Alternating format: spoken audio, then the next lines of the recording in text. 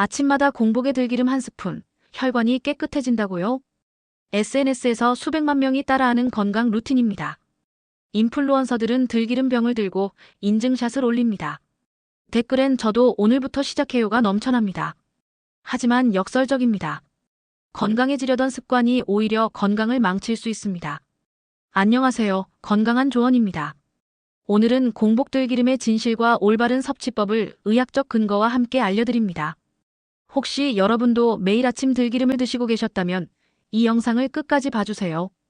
요즘 SNS에서 공복에 들기름 한 스푼이 엄청난 열풍입니다. 아침에 일어나자마자 들기름 한 숟가락을 먹으면 콜레스테롤이 내려가고 혈관이 깨끗해진다는 믿음이 빠르게 퍼지고 있습니다. 유명 인플루언서들이 제가 3개월간 매일 먹었더니 건강검진 수치가 좋아졌어요 라며 인증샷을 올립니다. 댓글엔 저도 해봐야겠어요.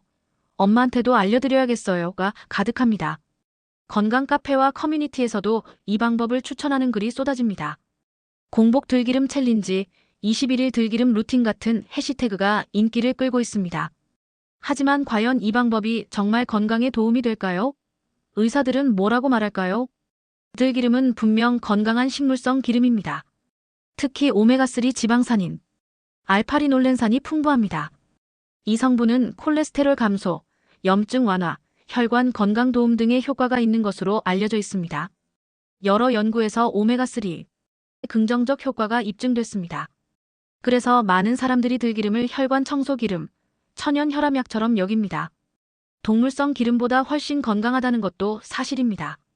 게다가 들기름은 우리나라 전통 식재료입니다. 할머니 세대부터 나물 무칠 때 사용해온 익숙한 기름입니다. 그러니 더욱 믿음이 가는 것도 당연합니다. 그런데 중요한 사실이 있습니다. 들기름의 효능과 공복 섭취는 완전히 다른 문제입니다. 문제는 들기름 속 오메가3가 우리 몸에서 바로 작용하지 않는다는 점입니다. 우리 몸에서 실제로 혈관 건강에 작용하는 오메가3는 이코사펜타엔산과 도코사헥사엔산입니다. 이것들이 진짜 효과를 발휘합니다. 생선 기름에 많이 들어있는 성분들입니다. 그런데 들기름에 들어있는 건 알파리놀렌산라는 오메가3입니다. 이 알파리놀렌산이 이코사펜타엔산과 도코사헥사엔산으로 전환되는 비율은 단 5에서 10%에 불과합니다. 즉 들기름을 많이 먹는다고 해서 오메가3 효과가 크게 증가하는 것은 아닙니다. 100을 먹어도 실제로 활용되는 건 5에서 10 정도라는 겁니다. 전문가들은 말합니다. 들기름으로 오메가3 효과를 보려면 엄청난 양을 먹어야 한다. 차라리 고등어, 꽁치 같은 등푸른 생선을 먹는 게 훨씬 효과적이다. 그렇다면 공복에 먹는 건 어떨까요? 의사들은 특히 공복에 들기름을 먹는 습관을 경계합니다. 기름은 소화 시간이 길기 때문에 복부 팽만, 설사, 복통 같은 소화기 증상을 유발할 수 있습니다. 특히 공복에 먹으면 이런 증상이 더 심해집니다. 위가 비어있는 상태에서 기름이 들어오면 위벽을 자극합니다. 속이 쓰리고 메스꺼울 수 있습니다. 소화기가 약한 사람은 설사를 할 수도 있습니다. 또 들기름은 고열량 식품입니다. 들기름 티스푼 1/5g이 열량이 약 45kcal입니다. 한 스푼뿐인데 뭐가 문제냐고 생각할 수 있지만 매일 아침 먹으면 한 달에 약 1350kcal가 추가됩니다. 매일 공복에 습관적으로 섭취하면 오히려 체중 증가와 인슐린 저항성을 높일 수 있습니다. 건강해지려고 먹는데 살이 찌고 당뇨 위험이 높아지는 역효과가 나타나는 것입니다. 특히 고지혈증 환자는 어떻게 먹어야 할까요? 고지혈증 환자라면 동물성 지방 대신 들기름 같은 식물성 기름을 선택하는 것은 좋습니다. 이건 맞는 말입니다.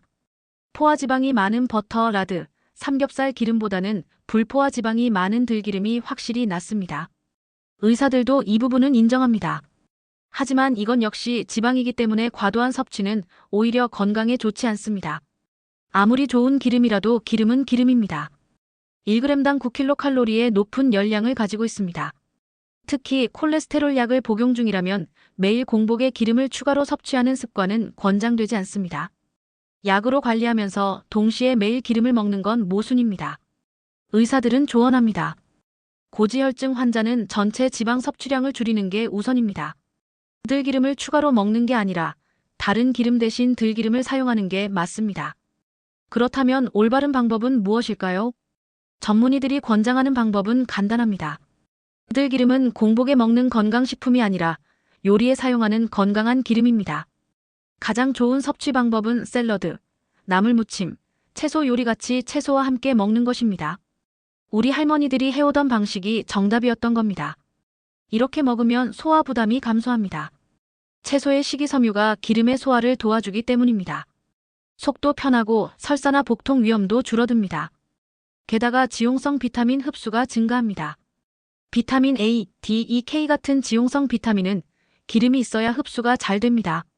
채소와 들기름을 함께 먹으면 영양소 흡수율이 높아지는 것입니다. 영양학자들은 말합니다. 들기름 한 스푼을 그냥 마시는 것보다 샐러드에 들기름 드레싱을 뿌려 먹는 게 훨씬 효과적입니다. 하지만 절대 하면 안 되는 조리법이 있습니다. 들기름은 발연점이 약 160도로 낮기 때문에 볶음, 튀김, 고온 조리에는 적합하지 않습니다. 발연점이란 기름에서 연기가 나기 시작하는 온도입니다. 이 온도를 넘어서면 기름이 산화되면서 유해물질이 생성됩니다. 고온에서 가열하면 벤조피렌 같은 발암물질이 생성될 가능성이 있습니다. 건강하려고 먹는 들기름이 오히려 독이 되는 것입니다. 참고로 다른 기름들의 발연점을 보면 포도씨유는 약 216도, 카놀라유는 약 204도, 올리브유는 약 190도입니다. 들기름의 160도는 상당히 낮은 편입니다. 그래서 들기름은 불을 끈 뒤 향을 내는 용도나 생요리에 사용하는 것이 가장 안전합니다. 나물 무칠 때 샐러드 드레싱으로 국의 마지막에 한 방울 떨어뜨리는 용도가 적합합니다. 정리하면 어떻게 먹어야 할까요? 들기름은 분명 건강한 기름이지만 공복의 건강식품처럼 먹는 것은 권장되지 않습니다. 가장 좋은 방법은 하루 510지 정도 채소와 함께 섭취, 가열하지 않고 사용입니다. 구체적으로 실천하려면 이렇게 하세요. 아침에 들기름 한 스푼을 그냥 먹는 대신 샐러드에 들기름 드레싱을 만들어 먹으세요. 나물 무칠 때 들기름을 한 티스푼 넣으세요. 국물 요리를 먹을 때 마지막에 들기름 몇 방울을 떨어뜨려 향을 내세요. 건강은 한 가지 음식이나 한 가지 습관이 아니라 올바른 식습관 전체에서 만들어집니다. 들기름만 먹는다고 혈관이 깨끗해지는 게 아니라 전체적으로 균형 잡힌 식사를 하면서 들기름을 적절히 활용하는 게 정답입니다. 혹시 여러분도 공복에 들기름 한 스푼을 드시고 계셨다면 오늘부터는 요리에 활용하는 방법으로 바꿔보시는 것을 강력히 추천드립니다. 공복에 들기름 한 스푼. SNS에서 수백만 명이 따라하는 건강 루틴입니다. 하지만 의사들은 말합니다. 권장하지 않습니다.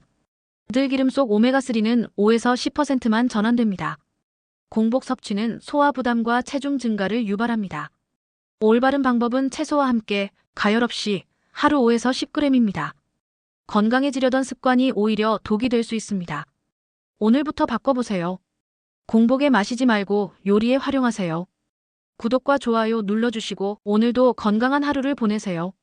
감사합니다.